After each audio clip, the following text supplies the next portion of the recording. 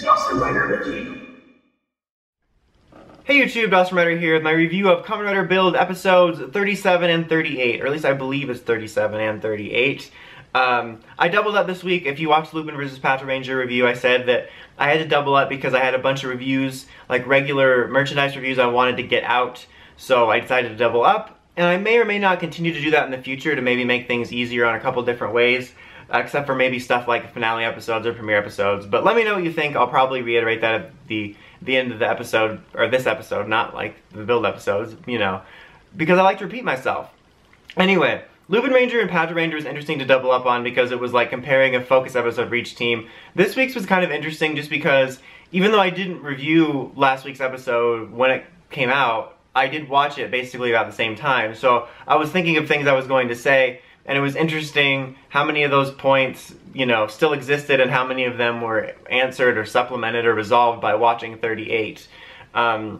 Because last week was basically about, you know, Sento got free of this control and Evolt got his complete form still, and like the black hole bit, and like the episode had ended with Sento not remembering Sento, and he was now Kasaragi again. So like, I know I would have gone for at least 2-3 minutes on speculation of what that would have been like for 38, but now I get to talk about it all at once. But that was a great cliffhanger.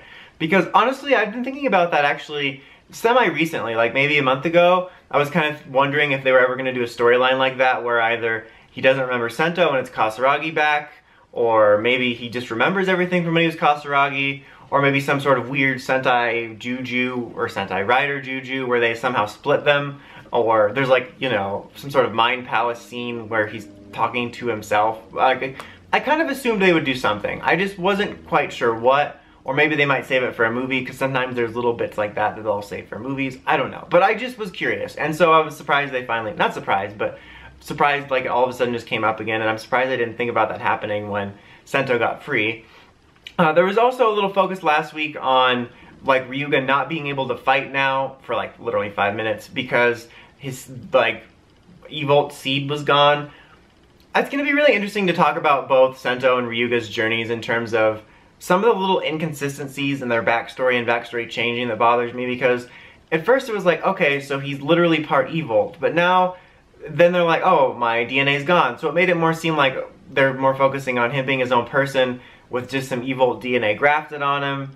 And then this week he is starting to have visions like he was there. So I'm like, is he Evolt or isn't he? Like, I understand what they're saying. I just feel like based on each episode, it feels like their perspective is different. Like sometimes they want you to feel like Ryuga's just totally a normal human that just happened to be fused with a little bit of DNA of Evolt, which is the story. But then other weeks they'll make it seem like he's straight up like just a full-on part of him. Like he ripped off his arm and it grew into a person. So, I don't know. Like, just pick one. And I'll be interested to talk about it when I do my series review once the last, give or take, 10 episodes have happened and how the dust settles. It just, I feel like it's been a little bit inconsistent. It's not like I don't understand what they're going for, but I just feel like they are kind of inconsistent with the way they want the narrative to be told, if that makes any sense. But basically he couldn't transform because of that, and he wanted Rogue to, or what's his name? We want to say his name's Guntoku, to like re-experiment on him so he could transform, which is actually kind of cool, because he'd been through a lot of stuff and he's willing to just go back right under there to fight again, but he couldn't for some, you know, plot reasoning. But basically he ended up being able to by stealing the Dragon Evolt bottle, and he got the new form, which is Great Claws, Great Cross, which is basically like a fusion of the regular Claws suit with elements of Evolt suit for like a fancy jacket. I think I talked about it last week, and I was kind of talking about how I didn't like how all the forms were close together, and people were saying, well, Magma still has final form, which that kind of is how it works. Like, this basically takes the place of his base form. Like, this is his new base form, and then Magma's still more powerful. I think I'm just bothered about the pacing of which it was handled.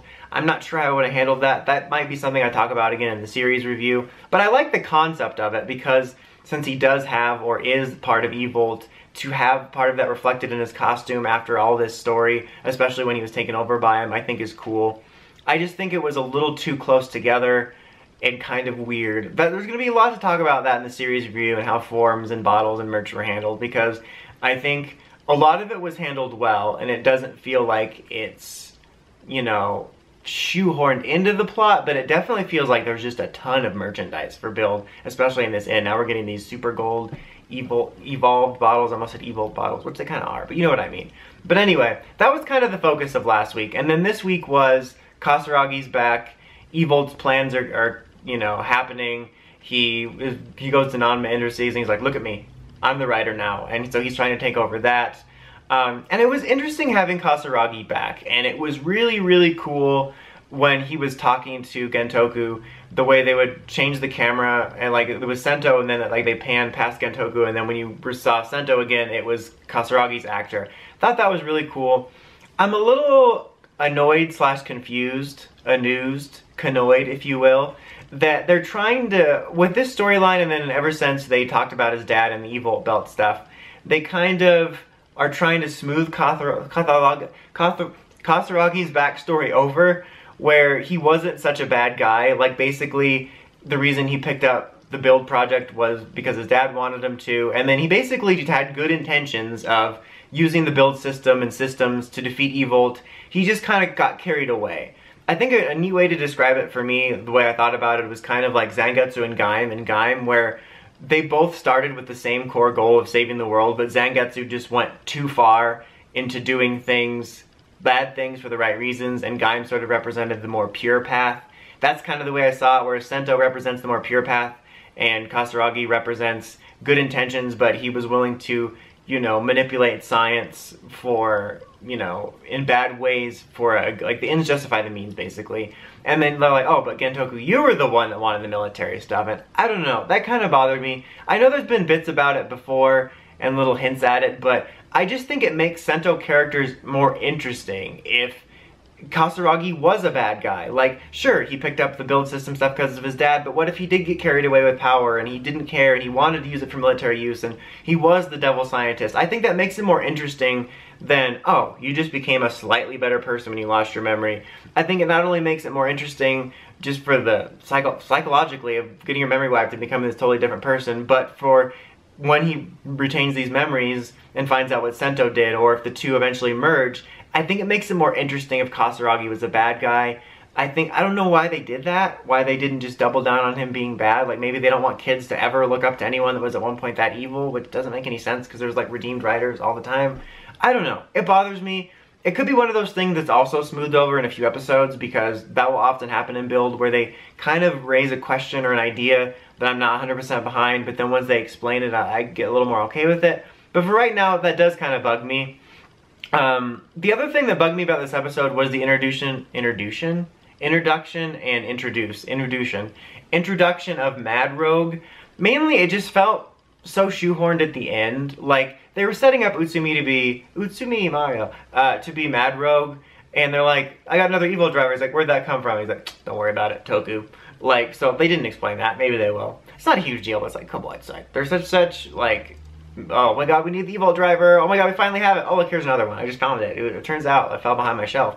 But, you know, he wants him to join him and become Mad Rogue. And there was this bit where Utsumi comes to them, and then after they lose, he joins Mad Rogue, or Evolt. Anyway, I really don't care about his allegiances or him as a character, to be honest. He's just kind of that classic sniveling character that just kind of goes whichever way he wants. But my problem is that they kind of just rushed it. Like, he didn't need to transform at the end. Like, on one hand, I think Build's actually successfully done stuff like that before, where they've introduced stuff like Grease and Rogue, where we kind of saw them transform once, or like at the tail end of the episode, and it sort of teased it up and allowed them to have a more proper introduction. And this is, not, in a way, not that different, but I think it just felt rushed to me. This is probably super nitpicky, but because this was an episode where they actually cut out the intro at the beginning and just did a title card, and I don't know why. If I was the songwriter, I'd be like, you don't have to play it, don't worry about it. Like, they're legally required to fit the theme in. That bothered me in X8 when they would put the theme in at a moment that made no sense. Like, Emma would be on the ground, like, beaten up, and they would be playing, Ikusai, Ikusai. Emma was just bleeding out. Like, it didn't make any sense. And this was, like, the same thing, where, like, Utsumi's, like, pledging his loyalty to Evil, and we're playing the Build theme as he's starting to transform into Mad Rogue. I kind of would have, well, rather than, you know, either not played the Build theme or placed it somewhere else, But just had the episode end with him getting the driver and then have him transform next week. I think it also has to do with the fact that we've gotten like so many new big deal writers or forms in these last couple episodes. Like, it's not as simple as just a best match. Like, we've gotten Black Hole Evolt, you know, Great Cross, and now this.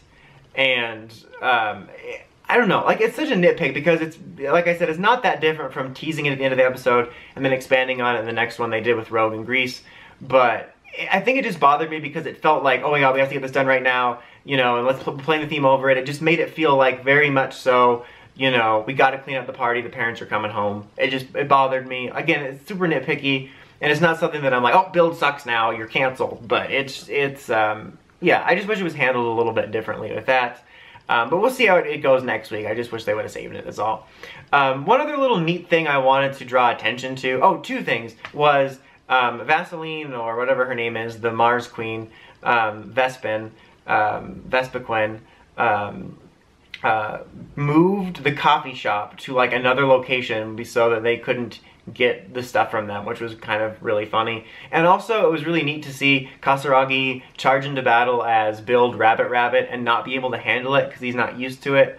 Next week looks like the debut of Genius, which is another reason why Mad Rogues felt a little bit rushed. We're gonna, like, that's four, like, again, these aren't best matches. These are significant forms or straight up new writers that are being smooshed together like this. And then it looks like, I think like one of the subtitles said like, oh, the Justice Writer returned, or the Genius, you know, good writer, whatever Build says about himself. So it looks like Sento will be back next week. I'm very interested to see.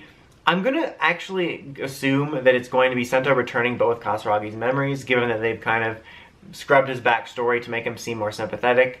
But I'm interested to see how that plays out. I think that would have been a cooler thing to explore for more than an episode, but we'll have to see. But I still found both of these episodes to be solid and have a lot of good stuff in them and kept things rolling. I just had a few more nitpicks than usual. I'd probably give them both an 8, to be honest. Maybe I'm being a little too generous because I had some more nitpicks, but they were still enjoyable.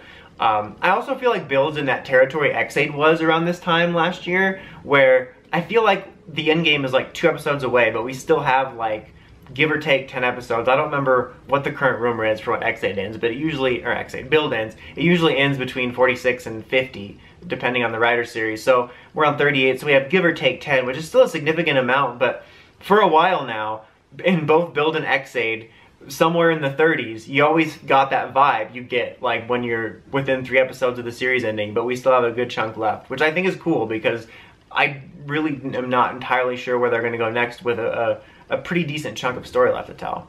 Anyway, that's about it. Let me know again in the comments whether you'd like to see me double up on stuff in the future, or do individuals, or what you prefer. Sometimes I will have to double up just because of review schedules, but just kind of as a general practice. But like I said, when I do like premiere reviews, like when I review the premiere of the next writer, or when I do the finale, those will still be individual. Anyway, thanks for putting up with me. Until next time, don't forget to like, comment, subscribe. Dawson Rider, signing out.